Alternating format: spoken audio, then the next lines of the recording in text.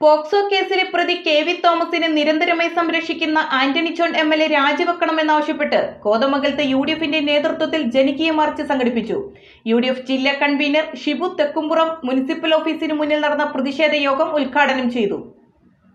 നഗരസഭാ കൗൺസിലറും CPM നേതാവുമായ K V. Thomas പ്രതിയായ പോക്സോ കേസിൽ പ്രതിയെ സംരക്ഷിച്ച ആന്റണി ജോൺ MLA-ക്കൊപ്പം പോലീസും കുറ്റക്കാരാണെന്ന് UDF ജില്ലാ കൺവീനർ ഷിബു തെക്കുംപുറം പറഞ്ഞു.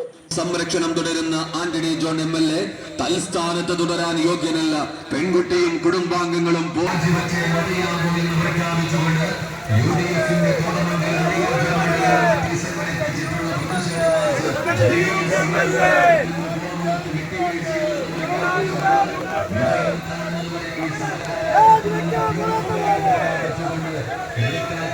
UDF നിയോജക മണ്ഡലം കമ്മിറ്റിയുടെ നേതൃത്വത്തിൽ നടന്ന പ്രതിഷേധ മാർച്ച് ഉദ്ഘാടനം ചെയ്ത് സംസാരിക്കുകയായിരുന്നു ഷിബു തെക്കുംപുറം. ഈ കേസ് വന്ന് ആ കേസ് വച്ച് താമസിപ്പിക്കുവാൻ എല്ലാ സാഹചര്യങ്ങളും MLA ഒത്തുകൊടുത്തു. ഈ കേസിൽ പ്രതിയെ ചേർക്കപ്പെട്ട കെ.വി. തോമസിനെ രക്ഷിക്കാൻ വേണ്ടി ഈ അതിജീവിതയെയും കുടുംബത്തെയും ഭീഷണിപ്പെടുത്തിക്കൊണ്ട് കേസ് പിൻവലിപ്പിക്കാനുള്ള സമ്മർദ്ദം ഈ നെറികെട്ട MLA നേതൃത്വം കൊടുത്തുകൊണ്ട് മുന്നോട്ട് കൊണ്ടുപോയി.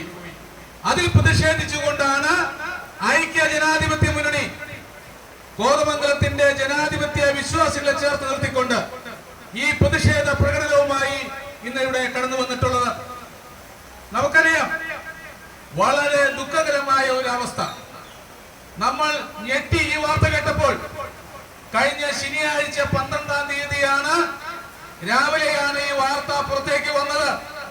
എല്ലാവരും വാർത്ത കേട്ട് ഞെട്ടുന്ന ഒരു അവസ്ഥയൊക്കെ ഉണ്ടായി. എല്ലാവരും മുഖം തിരിഞ്ഞ് നോക്കുന്ന അവസ്ഥയിലേക്ക് മാറി. കാരണം ഒരു വിദ്യാർത്ഥിനിയെയാണ് ഈ നെറികെട്ടവൻ പീഡിപ്പിച്ചത്.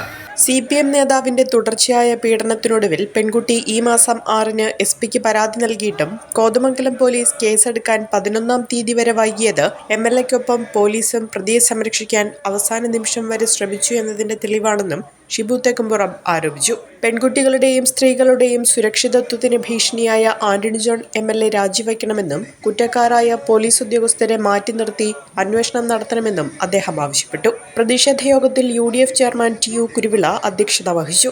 Convener MS Eldhose, Shameer Panickal, Babu Elias, KP Babu, PAM Basheer, Prince Varkey, Ibrahim Kavala, PK Moidu, AT Paulose, Jomy Thekkekara, CK Sathyan, EM Michael, Mathew Joseph, AC Rajasekharan, Eldhose Daniel, Muhammad Iqbal, Rasheed, PC George, Peter Mathew, KE Kasim, Shymol Baby തുടങ്ങിയവർ പങ്കെടുത്തു.